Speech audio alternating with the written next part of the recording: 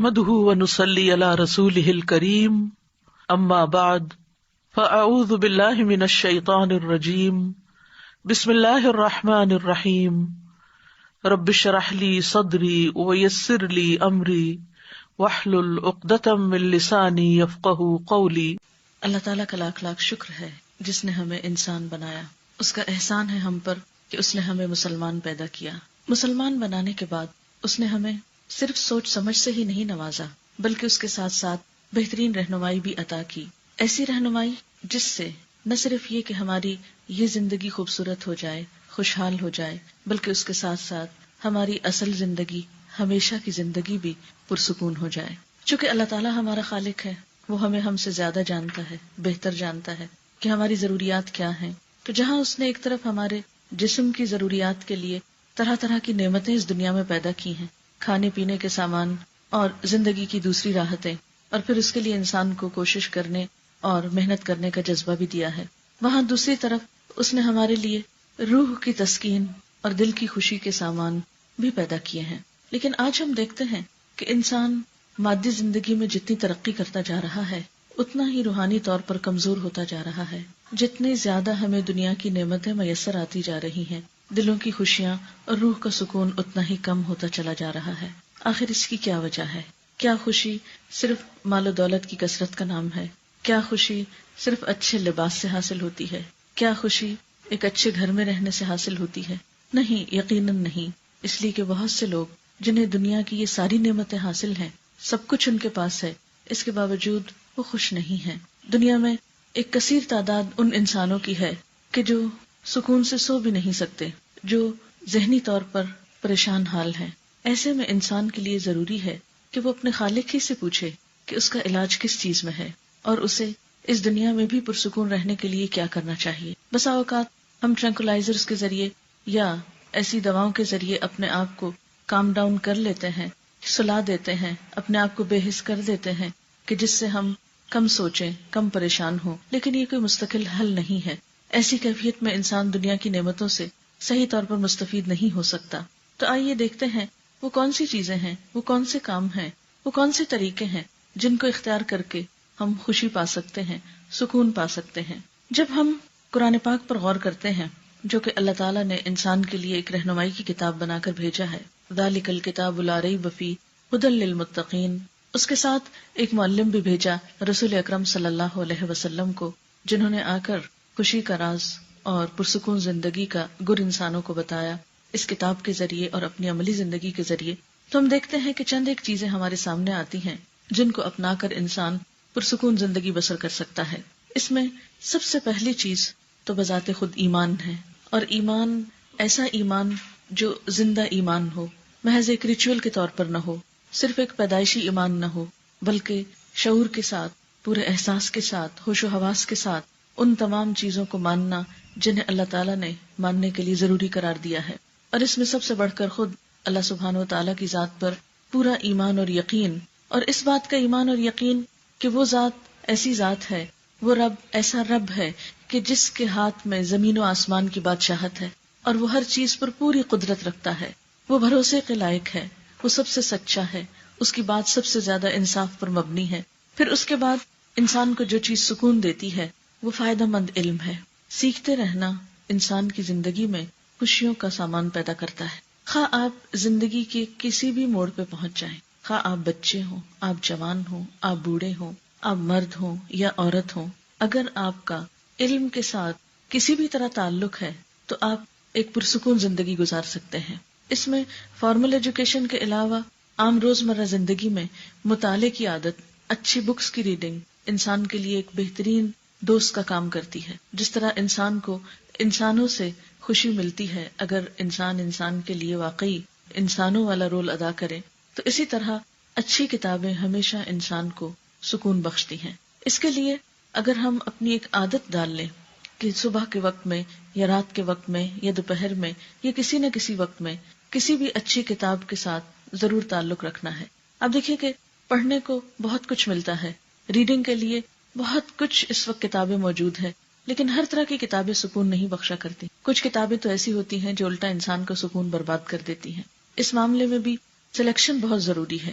اسی لیے میں نے لفظ استعمال کیا ہے نفع مند علم، فائدہ مند علم، جو ہمیں دنیا میں کسی قسم کا فائدہ دے یا پھر آخرت کے اعتبار سے فائدہ مند ہو. کیونکہ کچھ کتابیں ایسی ہوتی ہیں جو وقتی طور پر تو ایک خوشی کا سبب بنتی ہیں یا ذہنی انٹرٹینمنٹ کا سبب بنتی ہیں، لیکن حقیقت میں انسان کے قلب و روح میں سکون کا سبب نہیں بنتی. اس لیے کتابوں کے انتخاب میں یہ بات ضروری ہے کہ ایسی چیز انسان کے سامنے ہو، وہ چیز پڑھے کہ جس سے اس کی زندگی میں ایک امنگ پیدا ہو، کچھ کرنے کا جذبہ پیدا ہو، اس کو زندگی میں ایک روشنی ملے، اس کی امید میں اضافہ ہو، مایوسی سے بچانے والی چیز ہو. اس لیے علم نافع جو ہے وہ دلوں کو کھولتا ہے، وہ دلوں کے غم کو دور کرتا ہے اور انسان کے بہت سے بوجھ کو بانٹ لیتا ہے. اس دنیا میں بہترین دوست کتاب ہے، یعنی بہترین دوست اگر کوئی ہو سکتا ہے تو وہ کتاب کا ساتھ ہے. کتاب ایسے وقت میں بھی انسان کے پاس ہوتی ہے جب انسانی دوست انسان کو چھوڑ جاتے ہیں یا اپنی مجبوریوں کی وجہ سے کام نہیں آ سکتے. یہ ایک خاموش ساتھی ہے کہ جس سے آپ جس وقت چاہیں فائدہ اٹھا سکتے ہیں. اس لیے اچھی کتابوں کا مطالعہ سکون دینے والی چیز ہے. آپ دیکھیں کہ مثلاً آپ کو نیند نہیں آ رہی، آپ کا دل نہیں لگ رہا، آپ بے چین ہو رہے ہیں، کوئی بھی اچھی کتاب پڑھنا شروع کریں، آپ دیکھیں گے کہ تھوڑی دیر کے بعد خود بخود آپ کو نیند آنے لگے گی. آپ تنہائی محسوس کر رہے ہیں، گھبراہٹ ہو رہی ہے، ڈپریشن ہو رہا ہے، آپ اچھی کتاب پڑھنا شروع کریں، آپ دیکھیں گے کہ اس میں فوراً کمی ہونے لگے گی، کیونکہ وہ کتاب آپ کو اپنے اندر انوالو کر لے گی. اور ان کتابوں میں سب سے بہترین کتاب جس میں ہر علم کی بنیاد ہے، جو تمام علوم کا منبع ہے، جہاں تمام علم جمع ہو جاتے ہیں، وہ اللہ کی کتاب ہے. اللہ کی کتاب دراصل ہماری روح کی غذا کے طور پر آئی ہے. جس طرح جسم کو کھانے پینے کی ضرورت ہے، اسی طرح ہماری روح کو بھی سکون چاہیے، اور وہ اللہ کی کتاب سے ملتا ہے. اور اللہ تعالیٰ خود اس کتاب کا تعارف قرآن پاک میں فرماتے ہیں، کتاب انزلناہ الیک مبارک، یہ کتاب جسے ہم نے آپ کی طرف اتارا ہے بہت برکت والی ہے. ایک اور جگہ پر آتا ہے وَنُنَزِّلُ مِنَ الْقُرْآنِ مَا هُوَ شِفَاءٌ وَرَحْمَةٌ، ہم قرآن میں سے وہ چیزیں اتارتے ہیں جو شفا اور رحمت ہے. ایک اور جگہ پر آتا ہے شفاء لما فی الصدور، کہ یہ کتاب سینے کی بیماریوں کے لیے، دل کی بیماریوں کے لیے شفا کا کام کرتی ہے. تو گویا اللہ کی کتاب کا پڑھنا اور صرف تلاوت کرنا ہی نہیں بلکہ اس کو سمجھ کر پڑھنا انسان کے گہرے غم، دکھ اور ڈپریشن کا علاج ہے. یہ ایک ایسا تجربہ ہے جس کے کرنے کے بعد کوئی بھی شخص مایوس نہیں رہ سکتا، صرف اس کو آزمانے کی ضرورت ہے. اس کے بعد دوسری چیز جو انسان کے غم کو دور کر سکتی ہے وہ استغفار کی کثرت ہے، یعنی اپنے گناہوں کی معافی مانگتے رہنا. ہم انسان ہیں، کمزور ہیں، ہم سے خطائیں ہوتی ہیں، اللہ تعالیٰ کے حق میں بھی ہم سے کمی ہوتی ہے اور بندوں کے حق میں تو نہ جانے کتنی دفعہ کمی ہوتی ہے. بعض اوقات ہم سے ایسی حرکتیں ہو جاتی ہیں کہ ہمیں احساس بھی نہیں ہوتا، اندازہ بھی نہیں ہوتا، اور دوسرا شخص اس سے دکھی ہو جاتا ہے. یہ ہم میں سے ہر ایک کا تجربہ ہے. اور ایسے میں جس شخص سے ہمیں تکلیف پہنچی ہوتی ہے اس کو جب احساس بھی نہیں ہوتا، ہم سے معافی کہاں مانگ سکتا ہے؟ یا اگر اسی طرح ہم کسی کے لیے دکھ اور تکلیف کا سبب بنے ہیں تو ہم بھی کسی سے معافی نہیں مانگتے. تو ایسے میں استغفار کی کثرت جو ہے وہ انسان کے گناہوں کو دھوتی ہے، انسان کی ایسے ہی غلطیوں کا ازالہ کرتی ہے، انسان کے دل سے بوجھ ہٹاتی ہے اور انسان کو اللہ کے قریب کرتی ہے. اسی لیے حدیث پاک میں آتا ہے من لزم الاستغفار جعل اللہ لہ من کل ہم فرجا، جس نے استغفار کی پابندی کی اللہ تعالیٰ اس کے لیے ہر غم اور ہر فکر اور پریشانی سے نکلنے کا راستہ بنا دیں گے. نوح علیہ السلام نے اپنی قوم کو بھی اسی چیز کا وعدہ کیا تھا، فَقُلْتُ اسْتَغْفِرُوا رَبَّكُمْ إِنَّهُ كَانَ غَفَّارًا، میں نے اپنی قوم سے کہا کہ تم اپنے رب سے استغفار کرو، یقیناً وہ بہت معاف کرنے والا ہے. فائدہ تمہیں اس سے کیا ہوگا؟ یرسل السماء علیکم مدرارا، تمہارے لیے آسمان کو برسنے والا بنائے گا، یعنی خوب بارشیں برسیں گی، اور بارش جو ہے وہ اللہ کی رحمت کی علامت ہوتی ہے. اسی طرح وَيُمْدِدْكُمْ بِأَمْوَالٍ وَبَنِينَ، تمہیں مال اور بیٹوں سے نوازے گا. وَيَجْعَلْ لَكُمْ أَنْهَارًا، اور تمہارے لیے نہریں جاری کر دے گا. یعنی دنیا کی نعمتیں اور رحمتیں جو ہیں وہ کثرت استغفار سے آتی ہیں. جب کبھی دل میں کوئی دکھ، کوئی غم، کوئی ڈپریشن آنے لگے، فوراً استغفر اللہ شروع کر دیں. استغفر اللہ ربی من کل ذنب واتوب الیہ، اللہم اغفر لی ذنبی، اللہم اغفر لی. اور اگر عربی میں کوئی بھی نہیں آتی تو ہم اردو میں یا انگریزی میں اللہ تعالیٰ سے براہ راست اپنے گناہوں کی معافی مانگ سکتے ہیں کہ اللہ تو مجھے بخش دے، میری ان خطاؤں کو بھی جو مجھ سے ہو گئی انسان ہونے کے ناطے، ان غلطیوں کو بھی معاف کر دے کہ جو میں نے انجانے میں کی، ان گناہوں کو بھی معاف کر دے جو سب کے سامنے کیے، اور ان کو بھی معاف کر دے جو چھپ کر کیے. تو استغفار ایک ایسا علاج ہے انسان کے لیے قرآن و سنت کی روشنی میں کہ جو انسان کے بہت سے دکھوں، محرومیوں اور غموں کا مداوع ہو سکتا ہے۔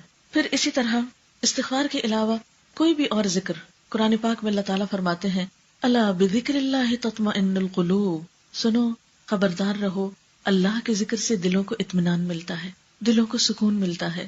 بعض اوقات انسان جب بہت غم کی حالت میں ہوتا ہے تو ذکر کو بھی دل نہیں چاہتا، ایسے میں انسان اگر ہمت کر کے صرف اللہ اللہ ہی کو پکارنے لگے، یا سبحان اللہ و بحمدہ سبحان اللہ العظیم، اللہ اکبر، الحمدللہ، سبحان اللہ، لا الہ الا اللہ، کوئی بھی چیز جو انسان کے لیے پڑھنے میں آسان ہو، انسان اس سے فائدہ اٹھا سکتا ہے۔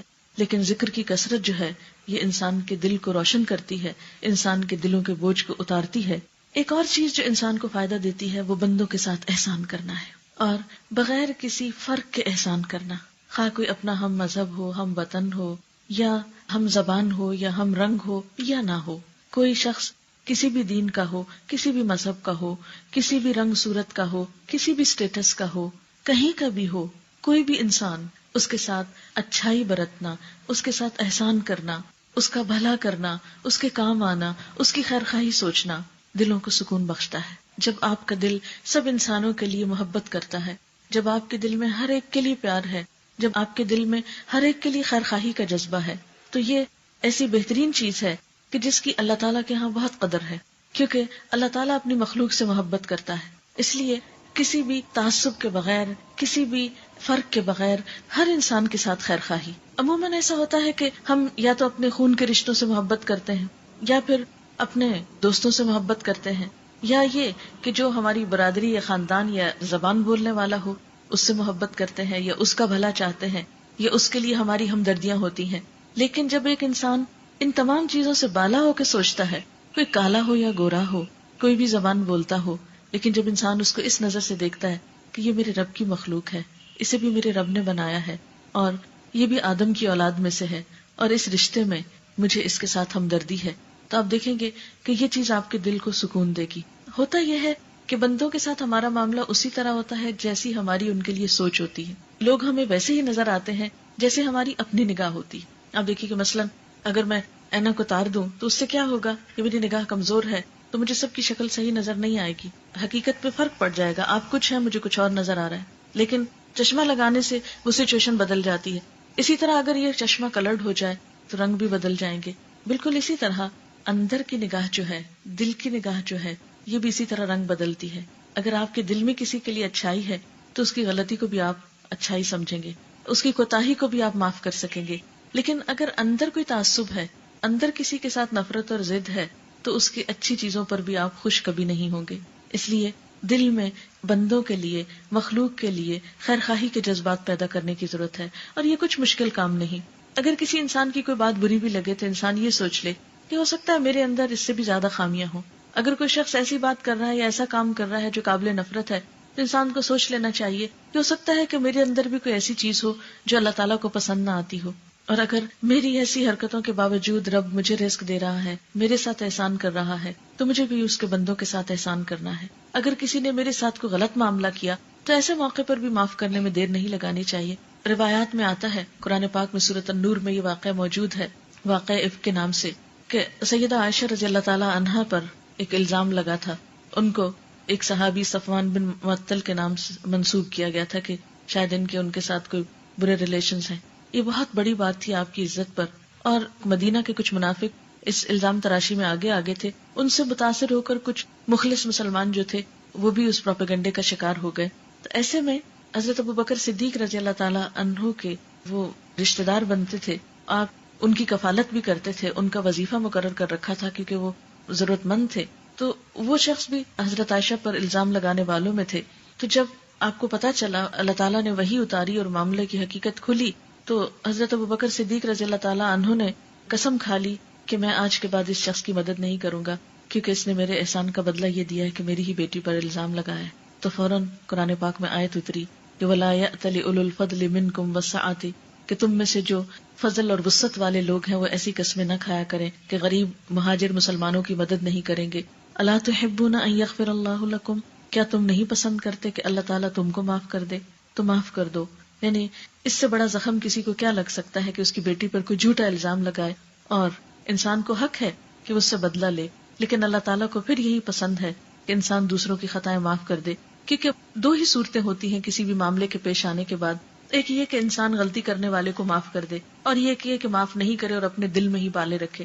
اب آپ دیکھیں کہ اگر ہم پہلی صورت پر عمل کرتے ہیں کہ معاف کر دیتے ہیں تو اس سے ہمارا اپنا ہی دل ہلکا ہو جاتا ہے. دوسرے کو تو جو فائدہ ہوتا ہے سو ہوتا ہے، لیکن ہمیں خود بہت اس سے فائدہ ہوتا ہے. ایک اور دوسری شکل یہ ہے کہ ہم دوسرے کو معاف نہیں کریں، دل میں ہم غصہ بھرے رکھیں، غم پالے رکھیں، نفرت کے جذبات تازہ کیے رکھیں. کیونکہ ہوتا یہ کہ ہر چیز آہستہ آہستہ بھولنے لگتی ہے، لیکن جب ہم دلوں میں گریں لگاتے ہیں تو پھر ہم کسی کا قصور معاف نہیں کرتے تو اس کو ہمیں تازہ کرنا پڑتا ہے، بار بار یاد دہانی کرانی پڑتی. اس سے ہم اپنے آپ کو خود ہی انگیج رکھتے ہیں اور ایسے میں ہمارا نقصان ہو جاتا ہے. تو اس لیے بہتر ہے کہ انسان دوسرے کو معاف کر دے. انسان کے اپنے ہی حق میں یہ بات بہتر ہے. پھر احسان کی شکل میں صرف کسی کی مالی مدد کرنا ہی نہیں ہوتا، بلکہ احسان میں انسان دوسرے کے ساتھ اچھا سلوک کرے، کسی کو مسکرا کر دیکھنا، کسی کے ساتھ بھلائی کا سلوک کرنا، کسی کے آگے بڑھ کر مدد کرنا. اور ہم دیکھتے ہیں کہ ہمارا دین ہمیں چھوٹے چھوٹے معاملات میں اچھے بول سکھاتا ہے. مثلاً اگر کسی مسلمان کو چھینک آ گئی ہے تو ہمیں کیا سکھایا گیا ہے کہ فوراً تم اس کو دعا دو، یرحمک اللہ کہو کہ اللہ تم پر رحم کرے. اسی طرح اگر کسی کو کوئی اچھی چیز ملی ہے تو اس کو مبارکباد دو، بارک اللہ فیکا، اللہ تمہیں اس میں برکت دے. اسی طرح مسلمان کا مسلمان پر یہ حق بتایا گیا ہے کہ جب وہ اسے دیکھے تو اس کو سلام کرے، اگر بیمار پڑ جائے تو اس کی عیادت کرے، اگر فوت ہو جائے تو اس کے جنازے پہ جائے، اس کے لیے بخشش کی دعا کرے. تو یہ چھوٹی چھوٹی چیزیں جن پر ہمارا کچھ بھی خرچ نہیں آتا. سلام کرنے پر کیا خرچ آئے گا؟ کسی کو اسمائل پاس کرنے میں ہمارا کیا خرچ آئے گا؟ کچھ بھی نہیں. اسی طرح اگر کوئی بیمار ہو گیا ہے اور ہم نے اس کا حال پوچھ لیا یا ویسے ہی ملاقات کے وقت حال پوچھ لیا تو ہمارا اس پر کوئی بھی خرچ نہیں آئے گا. کسی نے ہمیں سلام کیا تو ہم نے اس کا جواب دے دیا، تو دو لفظ ہی تو زبان سے بولنے، ہم دن بھر پتہ نہیں کیا کچھ بولتے رہتے ہیں، لیکن اگر جواب دے کر ہم دوسرے کو خوش کر دیتے ہیں تو اس سے ہمارا کچھ بھی نقصان نہیں ہوتا. اور اسلام نے چھوٹے چھوٹے کاموں پر ہمیں نیکی کا تصور بھی دیا ہے کہ تم سلام کا آغاز کرو گے تو تمہیں 30 نیکیاں ملیں گی، جو جواب دے گا اس کو 10 نیکیاں ملیں گی. یعنی چھوٹی چھوٹی چیز پر ایک شوق دلایا ہے اچھا کام کرنے کا. تو یہ انسانی تعلقات میں ایک خوشگواری پیدا کرتے ہیں. اس لیے بندوں کے ساتھ احسان کرنا، آگے بڑھ کر سلام کرنا، اس بات کے انتظار میں نہ رہنا کہ دوسرا مجھے پوچھے، آگے بڑھ کر دوسرے کی مدد کرنا اور اس بات کے انتظار میں نہ رہنا کہ کوئی میری مدد کو آئے تو میں اس کی مدد کو جاؤں. نہیں، جو شخص آگے بڑھ جاتا ہے سارا اجر وہ لوٹ لیتا ہے، اللہ کی نگاہ میں بھی پسندیدہ ہوتا ہے اور بندوں کی نگاہ میں بھی عزیز اور محبوب ہوتا ہے. یہ نہیں ہو سکتا کہ آپ کسی سے ہمدردی کریں تو اس کے دل میں آپ کے لیے پھر جگہ نہ ہو. ٹھیک ہے کچھ لوگ احسان فراموش ہوتے ہیں لیکن سب ایسے نہیں ہوتے. اور اگر کوئی وقتی طور پر احسان نہ بھی مانے تو اللہ تعالیٰ اس کے لیے ایسی سچویشن ضرور پیدا کرتے ہیں کہ کسی دن وہ آپ کا احسان مانے. صرف صبر کی ضرورت ہوتی ہے، ایک وقت کے گزرنے کی ضرورت ہوتی ہے. نیکی ضائع نہیں جاتی، نیکی اپنا ایک وزن رکھتی ہے، نیکی اپنا ایک اثر رکھتی ہے. صرف ہم جلد بازی کرتے ہیں کہ اگر میں نے ابھی کسی سے اچھا کیا ہے تو فوراً ہی مجھ کو ریٹرن ملے. پھر اسی طرح انسان کو جو چیز سکون دیتی ہے اور جو چیز خوشحال اور خوشگوار زندگی کا سبب بنتی ہے وہ اس کی جرت ہے، اس کی بہادری ہے. انسان کے دل کے اندر ایک عزم اور ایک پختہ ارادے کا ہونا انسان کے لیے بہت سی مشکلات کو آسان کر دیتا ہے. اب دیکھیے کہ خوف کیا چیز ہے. خوف باہر کی چیز نہیں، خوف ہمارے اپنے اندر کی چیز ہوتی. مثلا بچوں کو جب تک آپ نہیں ڈراتے اندھیرے سے تو وہ نہیں ڈرتے، لیکن جو ہی آپ ان کو اندھیرے سے خوف دلاتے ہیں یا بلی سے ڈراتے ہیں یا کتے سے ڈراتے ہیں یا کسی جن سے ڈراتے ہیں تو بچے ڈرنا شروع ہو جاتے ہیں. اور اگر آپ نے ان کے دل میں خوف نہیں ڈالا تو وہ خوف زیادہ نہیں ہوگی. جس چیز کا آپ کو علم نہیں، مثلا دیوار کے پیچھے کیا ہے، اگر آپ کو نہیں پتا تو آپ کے اندر کوئی خوف نہیں ہوگا، لیکن جو ہی آپ کو پتا چلے گا آپ ایک دم خوف زدہ ہو جائیں گے. تو اس خوف کا تعلق جو ہے وہ آپ کے اپنے اندر سے اور آپ کے علم سے اور آپ کے اپنے محسوسات سے ہوتا ہے. عموماً ہم بہت سی چیزوں کا ایسا خوف کرتے رہتے ہیں جس کی کوئی حقیقت نہیں ہوتی اور جس کے خوف کرنے کی کوئی ضرورت بھی نہیں ہوتی. اور اس خوف کو دور کرنے کے لیے سب سے مفید چیز اللہ کی ذات پر بھروسہ رکھنا ہے، ایک یقین کی کیفیت کا اپنے اندر ہونا ہے. پھر اسی طرح خوشحال زندگی کا ایک اور راز یہ ہے کہ انسان اپنے دل کو نفرت، حسد، عداوت اور بغض ان جذبات سے پاک کرے. جس طرح ہم اپنے جسم کی صفائی کرتے ہیں، جن لوگوں کو روز نہانے کی عادت ہوتی، اگر ایک دن وہ نہیں نہائے تو ان کو چین نہیں آتا، ایک بے چینی لاحق ہو جاتی ہے. حتیٰ کہ بچوں میں آپ نے دیکھا ہوگا کہ چھوٹے بچوں کو جو بالکل نیو بورن ہوتے ہیں، اگر آپ ان کو روزانہ نہلانے کے عادی ہیں اور وہ صاف رہنے کے عادی ہیں اور اگر ایک دن آپ کسی مجبوری سے نہیں نہلا سکے تو بچہ سوتا نہیں ہے. یعنی طبیعت پہ اتنا فرق پڑ جاتا ہے. تو جس طرح ہم اپنے جسم کو دھوتے ہیں، صاف کرتے ہیں، جس طرح ہم اپنا لباس صاف کرتے ہیں، جس طرح ہم اپنے گھروں کو صاف کرتے ہیں، اسی طرح ہمیں اپنی روح کی صفائی کی بھی ضرورت رہتی ہے، اپنے دل کی صفائی کی ضرورت رہتی ہے، اور روزانہ دلوں کو صاف کرنے کی ضرورت ہوتی ہے۔ اگر ہم ایک عادت بنا لیں کہ رات کو سوتے وقت صرف ایک جملہ دہرا لیا کریں کہ آج کے دن میں جس کسی نے مجھ پر کوئی زیادتی کی ہے میں نے اس کو معاف کر دیا، میں اپنے دل میں کسی کے لیے نفرت نہیں رکھوں گی، میں اپنے دل میں سیاہ داغ نہیں پڑنے دوں گی، تو آپ دیکھیں گے کہ آپ کے اپنے ہی ساتھ کیے ہوئے اس عہد اور وعدے سے خود آپ کو ریلیف ملے گا، ایک سکون اور ایک خوشی کی کیفیت آپ کے اندر آئے گی، کیونکہ اس چیز کی قدردانی کرنے والا بھی موجود ہے، آپ کے ان الفاظ کو سننے والا بھی موجود ہے۔ لا تأخذہ سنۃ ولا نوم، جس کو نہ نیند آتی ہے نہ اونگ آتی ہے، آپ سو رہے ہوتے ہیں وہ ہمیشہ جاگتا ہے، اور آپ کے اندھیرے میں یا دن میں یا رات میں کیے ہوئے کسی بھی کام سے وہ پوری طرح واقف ہے۔ اگر کوئی انسان اس کام کی آپ کو جزا نہ بھی دے تو ہم تو مسلمان ہیں، آخرت پر یقین رکھتے ہیں، یہ یقین رکھتے ہوئے کہ میرے اس عمل سے میرا رب راضی ہوگا اور میرے اس عمل سے مجھے بہترین جزا ملے گی، تو انسان کے لیے یہ کام کرنا آسان ہو جاتا ہے۔ کیونکہ کسی کی نفرت دل میں رکھنا دراصل کیا ہے؟ ایک میل ہے۔ نفرت کو آپ ایک میل سے تعبیر کر سکتے ہیں، ایک سیاہ داغ سے تعبیر کر سکتے ہیں۔ جب نفرت آپ کے دل میں ہوتی ہے تو وہ داغ آپ پہ لگا ہوتا ہے، جس سے آپ کر رہے ہیں اس کو کیا فرق پڑتا ہے؟ اس کو تو مثلاً آپ کوئی بری بات بولیں گے یا آپ اس سے برا کریں گے تو اس تک اثر جائے گا، ورنہ تو جب تک آپ اپنے دل میں رکھ کے آپ کڑ رہے ہیں، جل رہے ہیں، تو آپ ہی کو تکلیف ہو رہی۔ اس لیے یک طرفہ طور پر ان چیزوں کو اپنے دل سے نکالنے کی کوشش کریں۔ آپ دیکھیے کہ اگر ہمیں تھوڑا سا بھی ایکسٹرا بوجھ اٹھا کے چلنا پڑے تو ہم تھوڑی دیر کے بعد تھک جائیں گے، بالکل اسی طرح ہماری روح تھک جاتی ہے نفرتوں کے بوجھ اٹھا اٹھا کر، دوسروں کے ساتھ ضد اور عداوت کے بوجھ اٹھا اٹھا کر۔ تو اگر اس کو اتار سکیں تو آپ دیکھیں گے کہ آپ کو اس سے ریلیف ملے گا، اور یہ صرف اپنے آپ کو سمجھانے کی ضرورت ہوتی ہے، اپنے آپ کو یقین دہانی کرانے کی کہ میرا یہ عمل رائے گاہ نہیں جائے گا۔ آپ دیکھیے کہ صدقہ مختلف طرح کا ہوتا ہے، مال کا صدقہ ہوتا ہے اور ایک عزت کا صدقہ بھی ہوتا ہے۔ سلف صالح کے بارے میں ملتا ہے کہ وہ بعض اوقات اس طرح دعا مانگتے تھے، یا اللہ تو میری یہ دعا قبول کر لے، میری یہ ضرورت پوری کر دے، میں نے اپنی عزت کا صدقہ کیا کہ اگر مجھے کبھی کسی نے کچھ برا کہا ہو یا میرے ساتھ برا کیا ہو تو میں نے اس کو معاف کر دیا۔ پھر اسی طرح جو چیز انسان کو خوشی بخشتی ہے وہ اپنی نگاہ، اپنی زبان اور اپنے دل کی حفاظت ہے۔ نگاہ کو ایسی چیزوں پہ پڑنے سے بچانا کہ جن کو دیکھنے سے اللہ تعالیٰ نے منع کیا ہے یا جن کا دیکھنا حرام قرار دیا ہے۔ اسی طرح زبان کو ایسی گفتگو سے بچانا کہ جس گفتگو کو اللہ تعالیٰ نے ناپسند کیا ہے، مثلا جھوٹ ہے، چغلی ہے، غیبت ہے، بد زبانی ہے، بد کلامی ہے، گالی گلوچ ہے، ان چیزوں سے منع کیا گیا ہے، اور ایک ایک لفظ لکھا جا رہا ہے۔ اپنے آپ کو ان چیزوں سے روک کر رکھنا اپنے ہی سکون کا باعث بنتا ہے، کیونکہ یہ تمام چیزیں حرام کے دائرے میں آتی ہیں۔ ہم بعض اوقات گندی چیزیں کھانا تو پسند نہیں کرتے، یعنی اگر ہمیں پتہ چل جائے کہ جو پانی ہم نے پیا ہے یا جو کھانا ہم کھا رہے ہیں اس میں کوئی جرمز ہے یا گندگی ہے تو ہم ایک دم تھوک دیں گے اس کو، لیکن اسی زبان پر غیبت جیسی حرام چیز رکھتے ہیں، اسی سے ادا کرتے ہیں۔ یعنی گفتگو میں بہت سا حرام جو ہے یا بہت سی گندگی جو ہے اس کو ہم نگلتے چلے جاتے ہیں، بولتے چلے جاتے ہیں، اور اس کے لیے اپنے آپ کو روک نہیں سکتے۔ اگر ہمیں تھوڑی دیر کے لیے بھی احساس ہو جائے کہ ہم جو ابیوسو لینگویج مثلاً اگر کسی کو عادت ہو استعمال کرنے کی کہ ہم جو اپنے منہ سے یہ نکال رہے ہیں تو یہ بھی تو اسی طرح کی گندگی ہے جو اگل رہے ہیں، تو انسان اس گندگی کی کراہت کی وجہ سے اگر خود کو روک سکے اور اس کو جتنا وہ محسوس کرے گا اتنا ہی روکنے میں کامیاب ہوگا، تو آپ دیکھیں گے کہ اس عمل سے آپ کے اپنے ہی دل کو سکون ملے گا۔ پھر اسی طرح ایک اور اہم چیز جو ہے انسانوں کی پریشانی کا باعث بنتی ہے وہ فراغت ہے۔ کہتے ہیں کہ خالی ذہن شیطان کا گھر ہوتا ہے۔ فراغت انسان کی بہت بڑی دشمن ہے، اور فراغت کو بیکار کاموں سے پر نہیں کرنا چاہیے۔ انسان اپنی زندگی میں ایسے کام کرے کہ جس سے کسی انسان کا فائدہ ہو یا انسان کی اپنی آخرت کا فائدہ ہو، یعنی اپنے لیے ضرور ایسے کچھ نہ کچھ کام کرتے رہیں کہ جس سے کوئی تعمیری چیز سامنے آئے، کیونکہ اللہ تعالیٰ نے انسان کو عقل جیسی نعمت دی ہے، انسان کے اندر انرجی ہے، انسان کے اندر بہت سے اچھے جذبات ہیں، انسان کے اندر بہت اچھی سینسز ہیں، یہ سب چیزیں استعمال کرنے کے لیے اللہ تعالیٰ نے دی ہیں۔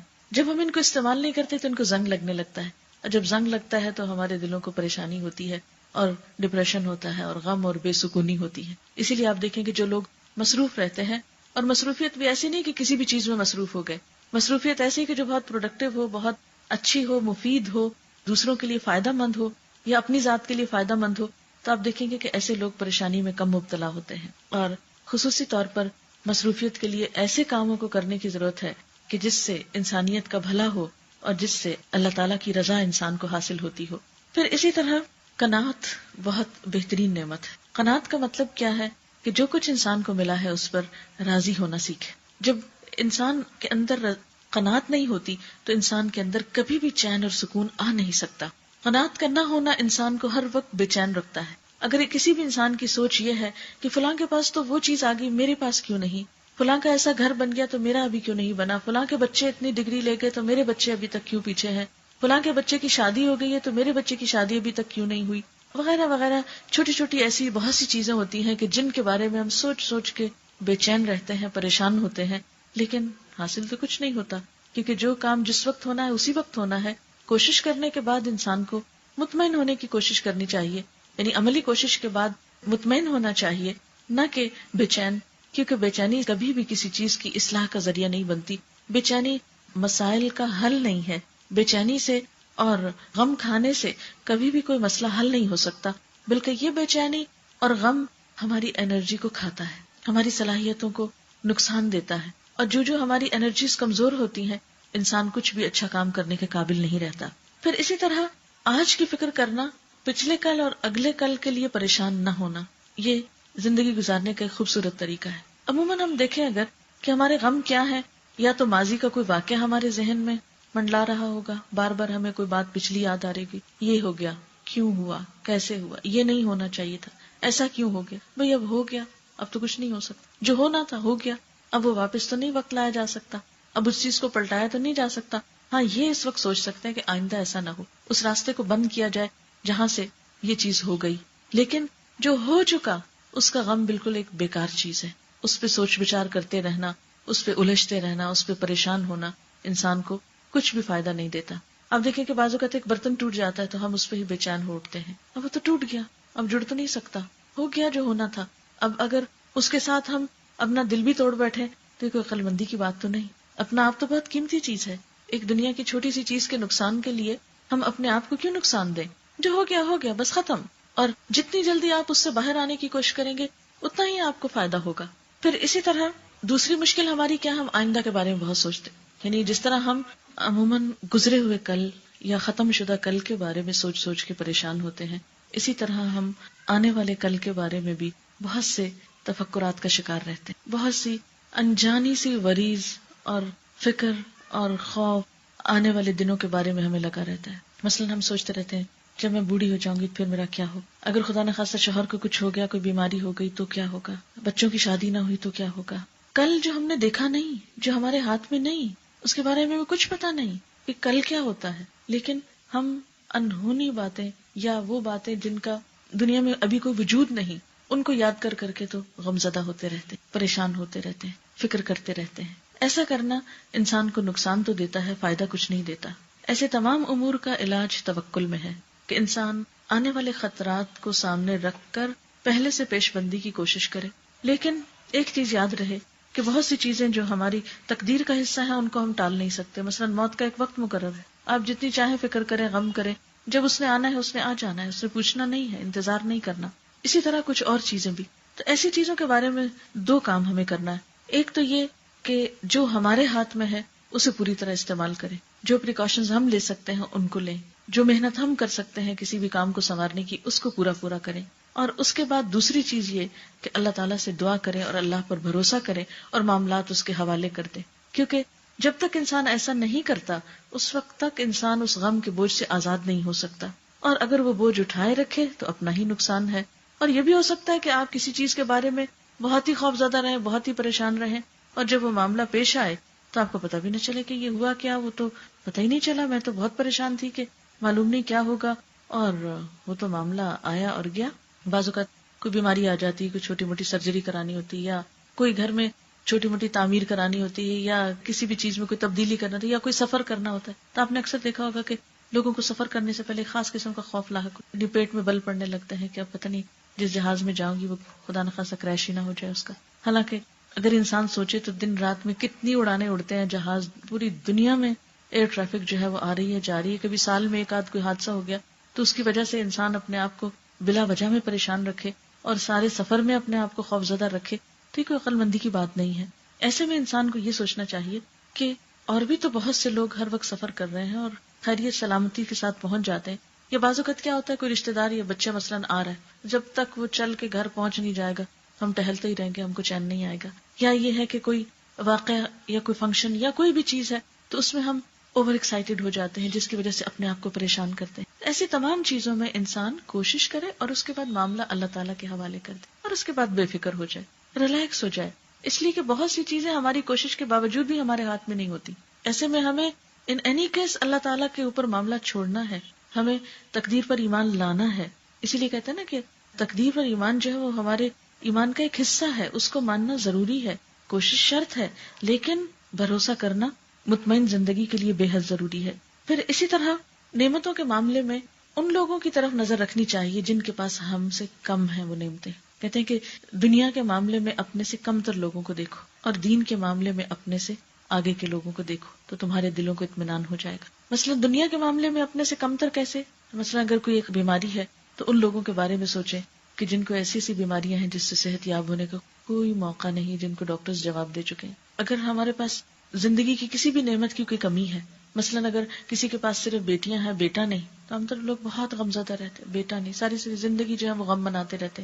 تو دیکھیں کئی ایسے لوگ بھی ہوں گے کہ جن کے پاس بیٹیاں بھی نہیں ہیں. اسی طرح بعض اوقات یہ ہوتا ہے کہ اولاد ہے ہی نہیں, شادی ہوئی اولاد نہیں. ایسے میں ان لوگوں کی طرف دیکھ لینا چاہیے جن کی شادی بھی نہیں ہوئی. یا بہت سے لوگ ہمارے آس پاس ایسے بھی ہو سکتے ہیں کہ جو ساری زندگی شادی کے ہی انتظار میں بیٹھے رہے. اسی طرح اگر کسی کی شادی نہیں ہوئی لیکن صحت مند زندگی گزار رہا ہے, کسی پر ڈپینڈ نہیں کر رہا, تو اس کو دیکھنا چاہیے. ایسے بہت سے لوگ کہ جو شادی کے بعد پریشان ہیں. یعنی اس دنیا میں اگر دیکھا جائے تو ہر شخص کسی نہ کسی طرح آزمایا جا رہا ہے. جب ہم اس دنیا کو امتحان کی جگہ نہیں جنت سمجھتے ہیں تو مشکلات پیدا ہوتی ہیں. جبکہ اللہ سبحانہ وتعالیٰ نے قرآن پاک میں واضح طور پر فرما دیا خلق الموت والحیات لیبلوکم ایکم احسن عملا, کہ اس نے موت اور زندگی اس لیے بنائی کہ وہ آزما کر دیکھے تمہیں اچھے کام کون کرتا ہے. ہمیں جو کچھ بھی ملا ہے, نعمتیں ملی ہیں یا غم ملے, یہ سب ہمارے امتحان کے ہی پرچے ہیں مختلف. کوئی اچھائی میں آزمایا جا رہا ہے, نعمت دے کے آزمایا جا رہا ہے, کوئی پریشان کر کے آزمایا جا رہا ہے, کوئی بیماری سے آزمایا جا رہا ہے, کوئی اولاد سے آزمایا جا رہا ہے, کوئی شوہر سے آزمایا جا رہا ہے, کوئی مال کی وجہ سے کاروبار میں نقصان سے آزمایا جا رہا ہے. یہ دنیا ہر شخص کے لیے کسی نہ کسی طرح ایک امتحان ہے. کوئی شخص آپ کو ایسا نہیں ملے گا, ہاں کوئی بادشاہ ہو یا فقیر ہو, کہ جس کی زندگی میں کوئی امتحان نہ ہو یا جس کی زندگی میں کوئی پریشانی نہ ہو. ایسے میں انسان ہمیشہ ان لوگوں کی طرف نظر ڈالے کہ جو اس تکلیف میں اس سے بھی زیادہ مبتلا ہیں. پھر اسی طرح ایک اور اہم اصول یہ ہے کہ انسان دوسروں سے توقعات کم رکھے. انسان کو پریشانی اس وقت زیادہ ہوتی ہے جب اس کی توقع دوسرے سے بہت ہوتی ہے. عام طور پر ہم دیکھتے ہیں کہ بچے ماں باپ سے بہت توقع رکھتے ہیں یا ماں باپ بچوں سے بہت توقع رکھتے ہیں, جس کی وجہ سے جب وہ ایک دوسرے کی پوری نہیں کرتے تو آپس میں کلیشز ہوتے ہیں. مثلا ماں باپ بچوں سے توقع رکھتے ہیں کہ وہ فلاں ڈگری ضرور حاصل کریں. مثلا بہت سے لوگوں کو اگر خود ڈاکٹر بننے کا شوق تھا, نہیں بن سکے, تو وہ چاہتے ہیں کہ بچوں میں سے تو ضروری کوئی بن جائے. بعض اوقات ہم اپنے شوق بچوں پہ پورے کرنے کے لیے ان کو ناروا بوجھ تلے ڈال دیتے ہیں, ان کی زندگی حرام کر دیتے ہیں, ان سے ایسے کام لیتے ہیں کہ جس کے وہ اہل نہیں ہوتے. پھر جب وہ ان کو نبھا نہیں پاتے اور خود پریشان ہوتے تو ہم کو پریشان کرتے. اسی طرح بچے عام طور پر شکوے شکایت کرتے رہتے ہیں اپنے والدین سے کہ انہیں ان سے بہت سی توقعات تھی جو انہوں نے پوری نہیں کی, وہ ان کی توقعات پہ پورا نہیں اترے. شوہر اور بیوی کے درمیان جو بھی جھگڑے اگر دیکھا جائے تو ان میں سے 90% جو ہے وہ صرف توقعات کی وجہ سے. بیوی ایکسپیکٹ کرتی ہے شوہر سے کہ وہ اپنی محبت کا اظہار کرے, شوہر بیوی سے کچھ ایکسپیکٹیشنز رکھے ہوئے ہیں, دونوں ہی ایک دوسرے کی توقعات پوری نہیں کرتے اور محض انتظار کرتے ہیں کہ دوسرا پہل کرے. پھر یہ کہ انسان ہے, کمزور ہے, جو وہ پوری نہیں کر سکتا, پھر ہمارے دل میں شکوہ پیدا ہوتا ہے, پھر ہم شکوہ کرتے نہیں تو اس کو دل میں رکھتے, پھر اس سے غم پیدا ہوتا ہے اور اس سے تعلقات میں ایک کولڈنس آ جاتی ہے, ایک سرد مہری آ جاتی ہے. اور شیطان کا تو کام ہی کیا ہے کہ تھوڑا سا ایسا موقع اس کو ملے, وہ وسوسے پیدا کر کر کے اس رائی کو پہاڑ بنا دے اور زندگی کو دشوار کر دے. تو ایسی صورت میں یہ بہت ضروری ہے کہ انسان دوسرے انسانوں سے ان کی حیثیت کے مطابق ہی توقع رکھے. یہ تو بالکل ایسے نہیں جیسے اگر ایک شخص کے پاس 1000 روپے ہیں تو آپ توقع رکھ بیٹھے کہ وہ لاکھ سے آپ کی مدد کرے. وہ کیسے کرے, اس کے پاس ہے ہی 1000. تو ہم میں سے ہر شخص کی لمٹس ہیں. اور عموماً ہوتا کیا ہے, اگر کوئی ہم سے اچھی طرح پیش آ گیا یا کسی نے ہم سے تھوڑی سی ہمدردی کر لی, ہم اس سے اب اتنی توقع رکھ بیٹھتے ہیں کہ شاید اس کے پاس کوئی جادو کی چھڑی اور سارے ہمارے مسائل حل کر دے گا. حالانکہ یہ ممکن نہیں ہوتا, انسانوں کے بس میں نہیں ہوتا. لیکن ہماری غلط توقعات ہمیں اس سے مایوس کرتی ہیں. جب ہم مایوس ہوتے ہیں تو پھر ہمارے دل ٹوٹتے ہیں, پھر ہم دوسروں کے بارے میں وہ زبان استعمال کرتے ہیں جو ہمیں نہیں کرنی چاہیے. تو عموماً جو خاندانوں میں یا رشتہ داروں کے درمیان تعلقات کی خرابی ہوتی ہے وہ اسی وجہ سے ہوتی. اور پھر ہم اس معاملے میں دوسرے کو ایکسکیوز بھی نہیں کر سکتے. ہم کہتے ہیں نہیں وہ کر سکتا، وہ جان بوجھ کے نہیں کر رہا. حالانکہ بعض اوقات بہت جینوئنلی دوسرا شخص ہماری توقع پہ پورا نہیں اتر سکتا. کسی کے یہاں بیماری ہو سکتی ہے، کوئی مجبوری ہو سکتی ہے، کوئی سفر ہو سکتا ہے، کوئی مصروفیت ہو سکتی ہے جس کی بنا پر دوسرا شخص ہمارے کام نہیں آ سکتا. اسی لیے اللہ تعالیٰ نے نیکی کس کو بتایا ہے، کس کا اجر اپنے پاس رکھا ہے. نیکی وہ ہے کہ جب کسی انسان کے ساتھ آپ احسان کریں تو اس سے بدلہ نہ چاہیں. نیکی کر دریا میں ڈال، اس کا بدلہ اللہ سے چاہیں. اگر وہ انسان جواب میں شکریہ کہہ دے تو وہ اس کی اپنی مرضی، لیکن شکریہ کی ڈیمانڈ رکھنا بھی درست نہیں کہ آپ ایکسپیکٹ کریں کہ دوسرا آپ کو ضرور تھینکس کرے یا دوسرا آپ کو ریٹرن میں اتنا ہی کچھ دے. مثلاً آپ دیکھیے کہ تحفے کا لین دین جو ہے ایک محبت کو بڑھانے والی چیز ہے، لیکن جب سے تحفوں کا لین دین برابر کے بدلے کے طور پر ہوا، یہ ایکسپیکٹیشن کے ساتھ ہونے لگا، تو وہ تحفے بھی ایک وبال جان بن گئے، بوجھ بن گئے. لے کر ایک پریشانی میں مبتلا ہو گئے کہ اب یہ کس دن لوٹائیں اور کیسے لوٹائیں گے، اتنی بڑی چیز واپس کیسے ہوگی. وہ خواہ ایک پریشانیوں میں اضافے کا ذریعہ بن گئی. وہی چیز جو خوشی اور محبت کا ذریعہ ہو سکتی تھی، وہی چیز تعلقات کی خرابی کا ذریعہ ہو گئی. پھر اسی طرح زندگی میں جب کوئی غم آئے تو اس کا کمپیریزن کریں ان خوشیوں سے جو اب تک آپ دیکھ چکے. کوئی نعمت چھن جائے تو ان نعمتوں کو اس وقت یاد کریں کہ جو آپ کے پاس ہیں. مثال کے طور پر اگر آپ کی نگاہ کمزور ہو گئی تو اب اس پہ غم کرنے کی بجائے یہ سوچیں کہ الحمدللہ میری زبان بہت اچھی چلتی ہے ابھی تک، یا یہ کہ میرے کان بہت اچھے سنتے ہیں، یا یہ کہ میرے پاؤں چلتے ہیں، میں کسی پہ ڈیپینڈنٹ نہیں ہوں. کوئی بات نہیں اگر نگاہ کمزور ہوگی، اتنے سال ٹھیک بھی تو تھی. تو اگر کوئی ایک چیز چلی جائے تو فوراً یاد کریں کہ ہے کیا کچھ میرے پاس. اس سے آپ کا غم ہلکا ہو جائے گا. اب دیکھیے کہ غم اور دکھ کو جتنا ہم محسوس کریں گے اتنا ہی وہ ہم پہ طاری اور حاوی ہوتا چلا جائے گا. بہت سے لوگ جب ان پہ غم آتا ہے وہ پرواہ نہیں کرتے تو وہ غم بھی ناغم ہو جاتا ہے یا بے غم ہو جاتا ہے. مثلاً آپ دیکھیں اس کو آپ یوں پہچان سکتے ہیں جیسے بازو کا سردی ہوتی تو کچھ طبیعتیں ایسی ہوتی ہے کہ جن کو سردی بہت لگتی ہے، وہ تھوڑا سا بھی موسم بدلے تو بیمار پڑ جاتے ہیں کیونکہ وہ سردی محسوس کرنے کی جسم میں اس کی صلاحیت بہت ہے.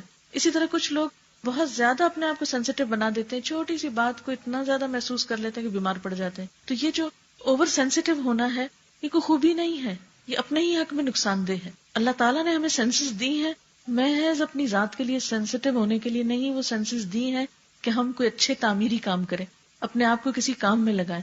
جب ہماری یہ صلاحیتیں کسی چیز میں لگنے لگتی ہیں تو پھر بہت سی باتیں ہمارے اوپر اثر بھی نہیں کرتی، کیونکہ ایسا انسان اپنے احساسات کو کسی اور چیز میں استعمال کر رہا ہے. لیکن جس کے احساسات کہیں پازیٹیولی استعمال نہیں ہو رہے، ایسا شخص پھر اپنے احساسات کو غم اور دکھ کے لیے ہی تیز کر رہا ہے، اور تیز کرنا اپنے آپ ہی کو نقصان دینا ہے. پھر اسی طرح حاسدوں کی باتوں کی پرواہ نہیں کرنی چاہیے. ایک اور اہم زندگی میں اصول بنا لیں کہ جو لوگ آپ کی کسی نعمت سے حسد کرتے ہیں ان کی تنقید کی پرواہ نہیں کریں.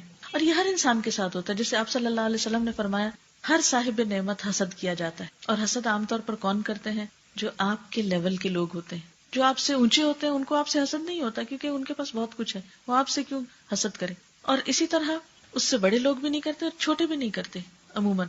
لیکن حسد کہاں ہوتا ہے؟ زیادہ جہاں برابری ہوتی ہے، جہاں مقابلے کی ایک کیفیت ہوتی ہے. اب یہ جو مقابلے کی کیفیت ہے یہ عام طور پر مثلاً ایک جیسے رشتوں میں جیسے بہن بھائیوں میں ہوتا ہے. اور بہترین مثال حضرت یوسف علیہ السلام کا واقعہ ہے کہ ان کو دوسرے بھائیوں کے مقابلے میں زیادہ نعمتیں ملی تھیں تو بھائی ان کو دیکھ کر رہ نہیں سکتے تھے کہ باپ کی توجہ اس کی طرف ہو گئی ہے. تو پورا قصہ ہے قرآن پاک میں اس سلسلے میں کہ پھر ان کے ساتھ کیا ہوتا ہے اس حسد کی وجہ سے. بالکل اسی طرح عام طور پر حسد پایا جاتا ہے خاندانوں میں. مثلاً دیورانی جٹھانی ہے، وہ رشتہ ایسا ہے کہ اس میں خاموش کمپٹیشن چلتا رہتا ہے. اس کے بچے نے وہاں داخلہ لے لیا، اس کو یہ مل گیا، وہ ایک کولڈ وار جاری رہتی ہے اندر ہی اندر مقابلے کی. تو وہاں پر حسد ہوتا ہے. بعض اوقات پروفیشنز میں حسد ہوتا ہے. مثلاً آپ کہیں پر جاب کرتے ہیں یا ایک خاص آپ کے پاس پروفیشن ہے تو آپ کے ساتھ والے لوگ جب آپ کی پروموشن ہوتی ہے تو وہ آپ سے جیلس ہو جاتے ہیں کہ یہ کیوں آگے بڑھ گئے، یا آپ کو کہیں سے توجہ ملتی ہے یا کسی کی فیور ملتی ہے تو ان کو اچھا نہیں لگتا. اب وہ آپ کی تعریف نہیں کر سکتے، یعنی تعریف آپ کے بڑے کریں گے، چھوٹے کریں گے، کوئی اور کریں گے، لیکن وہ نہیں کریں گے. مثلاً اگر صاحب کو ترقی ہوئی ہے تو سروینٹس تو نہال ہو رہے ہوں گے خوش ہو کر، لیکن ان کے کولیگز اس پر کبھی خوش نہیں ہوں گے. تو ایسی صورت میں انسان کبھی بھی حاسدوں کی باتوں کو دل پر نہ لے. ایک کان سے سنے دوسرے سے نکال دے، کیونکہ وہ تعریف کی بجائے تنقید کر کر کے ہی پریشان کرنا چاہے. انسان اپنے دل کا کنٹرول ان کے ہاتھ میں نہ دے کہ وہ آپ کو پپٹ بنا لیں، جب چاہے بٹن پریس کر کے آپ کو جلائیں، آپ کو تکلیف دیں، آپ کو پریشان کریں. ان کی باتوں کو سنے انسنے کر دیں، گویا آپ کو پتا ہی نہیں کہ وہ کیا کہہ رہے ہیں. اور اس میں بھی آپ دیکھیں کہ بہت سے لوگ آپ کی خیر خواہ بھی ہوتے ہیں، آپ کے ساتھ اچھی بات بھی کرتے ہیں. تو ہم ایسا کیوں کرتے ہیں کہ 100 لوگ اگر ہمارے ساتھ اچھے ہیں اور ایک اچھا نہیں، تو ہم 100 کی اچھائی کو بھول کے ایک کی برائی کو اپنے دل پہ لے کے تو رونا دھونا شروع کر دیں اور اس پہ پریشان ہو جائیں اور اپنا کام چھوڑ بیٹھے. تو ایسے میں جب بھی کسی کی طرف سے کوئی مخالفت سامنے آئے، کوئی مقابلے کی کیفیت سامنے آئے، کوئی ناروا قسم کی باتیں آپ کے اوپر ہوں، کوئی الزام تراشی ہو، تو فوراً سوچئے کہ یہ شخص ہے کون جو ایسا کر رہا ہے. اور اگر وہ ان لوگوں میں سے ہے جو آپ سے حسد کرنے والے ہیں تو اس کو معاف کر دیجئے، کیونکہ اس کی مجبوری ہے یہ، اور اس سے آپ مطمئن ہو جائیں گے، ریلیکس ہو جائیں گے. پھر اسی طرح پرسکون اور مطمئن رہنے کا ایک اور راز یہ ہے کہ انسان آج کا کام کل پہ نہ ڈالے. جو آج کی ذمہ داری ہے وہ آج پوری کر لے. مثلاً آپ خواتین اگر گھر میں کچھ کام ہے، کچن میں کام ہے، تو اگر کوئی بھی چیز رات کو ادھوری چھوڑ کے سوتے ہیں، مثلاً برتن ہی چھوڑ کے سو گئے، یا کوئی بھی مثلا ٹیبل پہ ہی برتن رہ گئے، یا کچھ اٹھوائے نہیں، کیا نہیں کام، تو اس سے کیا ہوگا، وہ دل پہ ایک بوجھ ہوگا. آپ سوئیں گے بھی تو خواب میں آپ کو کیا آئے گا، وہ کام رکھا ہوا ہے. تو وہ ایک مستقل طور پر کام کی وہ جو پنچ ہوتی ہے وہ پیچھے رہتی ہے. اس لیے کوشش کریں کہ تھوڑی سی تکلیف اٹھا کر اس کو ختم کرنے کی کوشش کریں تاکہ آپ پرسکون نیند سو سکیں. اسی طرح جو لوگ جابس کرتے ہیں، کام کرتے ہیں، تو ان کے اوپر کچھ اور ایکسٹرا ورک ہوتا ہے. اگر وہ اس دن ختم نہیں کرتے، ٹیلی فون پہ لمبی باتیں ہو رہی ہیں، کہیں اور جا کے وقت ضائع کر دیا اور آج کا کام کل پہ ڈال دیا، تو یہ بھی انسان کے دل پر ایک بہت بوجھ کا سبب ہوتا ہے. تو ایسے میں انسان اپنے ساتھ کچھ اصول ایسے بنائے کہ اپنے کاموں کو بہت لمبا نہیں جانے دے تاکہ وہ بوجھ تلے نہ دبے. پھر اسی طرح اپنی پرائرٹیز مقرر کریں کہ میرے لیے زیادہ امپورٹنٹ کیا چیز ہے، کیونکہ بسا اوقات انسان کے سامنے بہت سارے کام ہوتے ہیں اور جب ان میں سے اس کو یہ نہیں پتا چلتا کہ پہلے کون سا کرنا اور بعد میں کون سا کرنا، اور کون سا اس وقت میں ہو جانا چاہیے اور کون سا بعد میں بھی ہو سکتا ہے، تو ایسی صورت میں بھی انسان کو بہت سی پریشانیوں کا سامنا ہوتا ہے. مثلا بچے اسکول میں ہیں، ایک طرف گھر کی صفائی کرنا ہے، دوسری طرف کھانا پکانا ہے. اب آپ ان میں دو کاموں میں یہ سوچیں گے کہ اچھا پہلے میں کون سا کروں، اگر تو بچوں کے آنے میں بہت وقت ہے اور صفائی پہلے ہو سکتی ہے تو کھانا بعد میں بنا لیں. لیکن اگر آپ نے کھانے کو ڈیلے کیا اور بچوں کے آنے کا وقت ہو گیا اور آپ پورا گھر ہی چمکاتے رہے، یا ہسبینڈ کے آنے کا ٹائم ہو گیا اور کھانا نہیں لگا، تو آپ دیکھیں گے کہ لڑائی جھگڑا اور فساد ہو سکتا ہے. وہ آپ کے چمکے ہوئے گھر کو بالکل نہیں دیکھیں گے اور نہ ہی اپریشیٹ کریں گے. اس وقت ان کو کھانا چاہیے اور کھانا آپ نے بنایا نہیں یا بنوایا نہیں، تو اس میں شدید لڑائی جھگڑے کی کیفیت ہو سکتی. تو بعض اوقات ہم کم اہم یا غیر اہم کام کرتے رہتے ہیں اور اہم کاموں کو چھوڑ دیتے ہیں، جس کے نتیجے میں پریشانیاں دیکھنی پڑتی ہیں. پھر اسی طرح انسان کو اپنی نعمتوں کا ذکر کرتے رہنا چاہیے، یعنی اپنے آپ سے بھی دہراتے رہنا چاہیے. نعمتوں کا ذکر، الحمدللہ، اللہ تیرا شکر ہے تو نے مجھے بچے دی، اللہ تیرا شکر ہے تو نے مجھے اچھی صحت دی. اٹھتے بیٹھتے چلتے پھرتے جو بھی آپ کے پاس نعمتیں ہیں ان کا اپنے دل میں تذکرہ کرتے رہیں، اپنی زبان پہ ذکر لاتے رہیں اور اس پر الحمدللہ کہتے رہیں، کیونکہ الحمدللہ کہنا نعمتوں میں اضافہ کرتا ہے. قرآن پاک کی آیت ہے، لئن شکرتم لأزیدنکم، اگر تم شکر گزار ہوئے تو میں تمہیں اور نعمتیں دوں گا. تو اللہ تعالیٰ کو یہ بات پسند آتی ہے کہ بندہ اس کی نعمتوں کو یاد کرے اور اس پر شکر گزاری کا رویہ اختیار کرے. پھر اسی طرح اہم چیزوں میں سے ایک اہم چیز یہ ہے کہ انسان یہ ہمیشہ یاد رکھے کہ تنگی کے ساتھ آسانی بھی ہے، بہت سی مشکلات کے ساتھ آسانی ملتی ہے. یہ ایسا ہی ہے کہ جیسے ایک بچے کی پیدائش میں ایک ماں کو کتنی تکلیف سے گزرنا پڑتا ہے اور اس کے ساتھ اس کو خوشی بھی نصیب ہوتی ہے. اگر کوئی یہ کہے کہ نہیں میں یہ تکلیف نہیں اٹھا سکتا، ہاں ایک بچہ مجھ کو چاہیے، تو آپ دیکھیں گے کہ جو بچہ اڈاپٹ کیا جاتا ہے اور جو بچہ خود پیدا کیا جاتا ہے، اس کی محبت میں اور اس کے ساتھ ایسوسیشن میں ایک بہت بڑا فرق ہوتا ہے، اس کے ساتھ تعلق میں ایک بہت قابل ذکر فرق ہوتا ہے. پھر اسی طرح ایک اہم بات یہ ہے کہ انسان دوسروں کے سامنے شکوے شکایات بہت نہ کرے. مثلا کسی سے شکایت ہو گئی ہے تو اس کو زیادہ نہ دہرائیں، اس سے تعلقات میں مزید خرابی ہوگی اور وہ خرابی اور پریشانی کا باعث بنے گی، خصوصاً قریبی رشتوں میں کہ جن کے ساتھ آپ کو رہنا ہی ہے. مثلا جن تعلقات کے ساتھ ہمیں نبھانا ہی ہے، مثلا بہن بھائی ہیں، شوہر ہے، بچے ہیں، تو پھر معاف کر کے اور شکوے ختم کر کے نبھائیں تو زیادہ اچھا ہے. کیونکہ کچھ رشتے جن کو آپ کاٹ نہیں سکتے، آپ ان کو ختم کر ہی نہیں سکتے، تو ایسے میں اگر ہم ان کو نبھانا سیکھ جائیں تو وہ کہیں زیادہ بہتر ہے بنسبت اس کے کہ ایک بوجھ کی طرح ان کو لے کر پھریں. یعنی ناراضگی کے ساتھ رہنے میں اور دوسروں کو معاف کر کے راضی ہو کر رہنے میں بہت بڑا فرق ہے. ایک چیز انسان کے لیے تکلیف کا سبب بنتی ہے اور دوسری اس کے لیے سکون کا سبب بنتی ہے. پھر اسی طرح ایک اور چیز یہ کہ بہت سی چیزوں پر صبر انسان کے لیے بہت بہترین نعمت کے حصول کا ذریعہ بنتا ہے. چھوٹی چھوٹی تکلیفوں پہ صبر، اور صبر کیا ہے؟ نیگیٹو ری ایکشن سے بچنا. کسی دکھ پر کسی نے کوئی بات کہہ دی مثلاً کسی نے آپ کے ساتھ بدتمیزی سے بات کی تو اب آپ کا ریئیکشن کیا ہوگا کہ آپ اس سے بڑھ کے جب تک نہیں کریں گے تو چین نہیں آئے. اور صبر کیا ہے کہ انسان جیسے کڑوی دوا کھاتا ہے، اسے تھوڑا سا پی جائے تو آپ دیکھیں گے کہ یہ صبر آپ کے لیے آپ کی عزت میں بھی اضافہ کرے گا اور آپ کے تعلقات کو بہتر بھی بنائے گا. لیکن اس وقت اگر ہم اپنے غصے کا ایک دم اظہار تو کر دیتے ہیں، دل تو فوراً ٹھنڈا کر دیتے ہیں، لیکن اس کے جو کانسیکوینسز ہوتے ہیں وہ طویل عرصے تک ہمیں بھگتنے پڑتے ہیں اور اس سے پریشانی میں مزید اضافہ ہی ہوتا چلا جاتا ہے. پھر اسی طرح کچھ اوقات اپنی تنہائی کے بھی ضرور نکالیں جس میں آپ کے پاس کوئی نہ ہو، جس میں آپ ہوں اور آپ کا رب ہو اور آپ کی براہ راست اپنے رب سے، اپنے خالق سے باتیں ہوں. کیونکہ اللہ تعالیٰ کے ساتھ تعلق ایک بہت خوبصورت تعلق ہے اور اس تعلق میں بھی باہم کمیونیکیشن چاہیے، کیونکہ جس تعلق میں کمیونیکیشن نہیں رہتا وہاں پر وہ تعلق نہ ہونے کے برابر ہوتا ہے. جیسے اگر اپنے عزیز بہن بھائیوں سے بھی آپ کا کوئی تعلق نہ ہو تو وہ بھی اجنبی ہو جائیں گے آپ کے لیے. تو اللہ تعالیٰ سے آپ کا جو تعلق ہے، ایک تو ٹھیک ہے ریچولز کے ذریعے، نماز کے ذریعے اور ذکر وغیرہ کے ذریعے، لیکن ایک یہ ہے کہ تنہائی میں اللہ تعالیٰ کو یاد کر کے بعض اوقات رونا.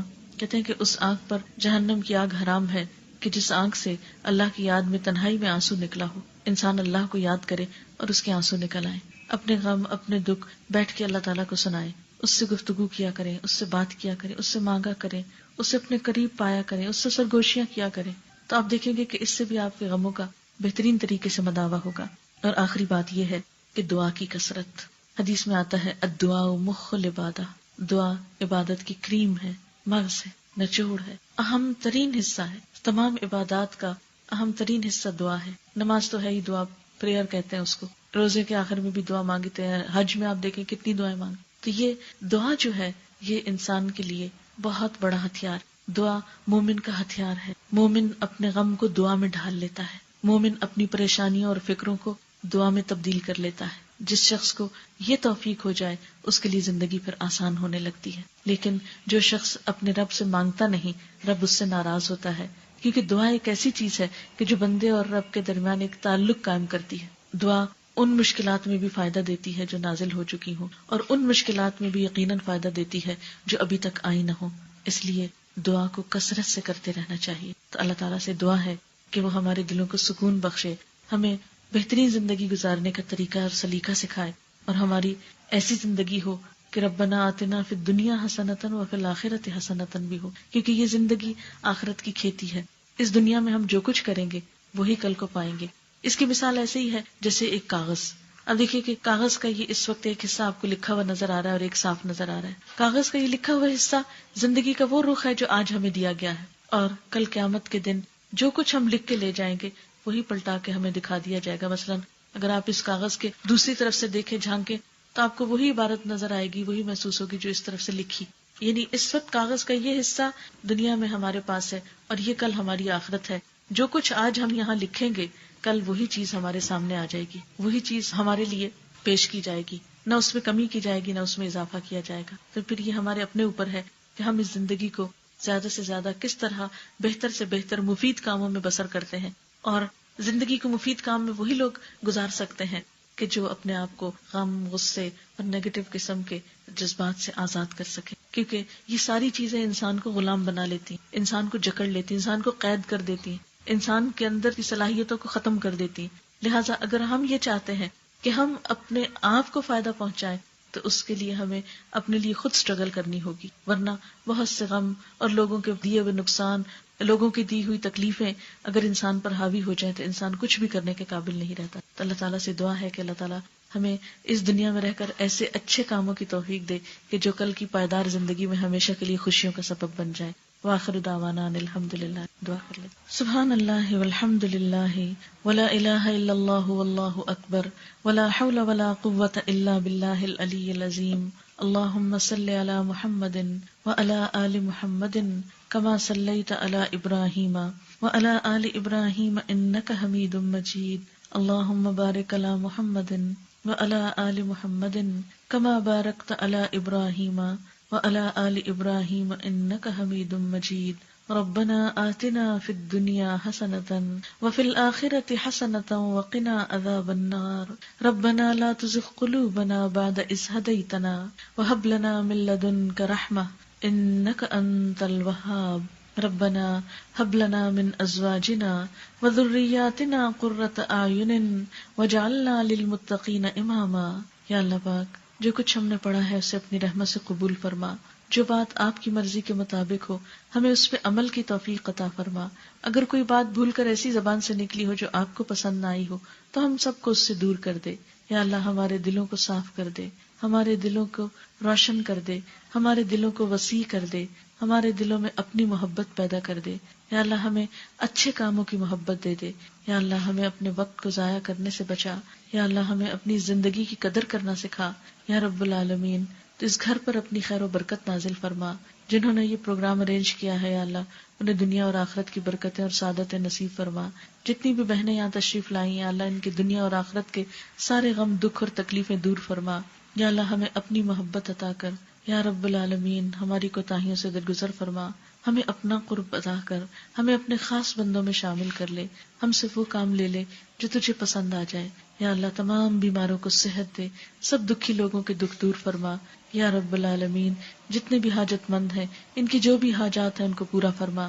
ربنا تقبل منا انک انت السمیع العلیم وتب علینا انک انت التواب الرحیم. وصلی اللہ تعالی علی خیر خلقہ محمد وعلی آلہ واصحابہ واہل بیتہ اجمعین برحمتک یا ارحم الراحمین. الہی آمین. سبحانک اللہم وبحمدک نشہد ان لا الہ الا انت نستغفرک ونتوب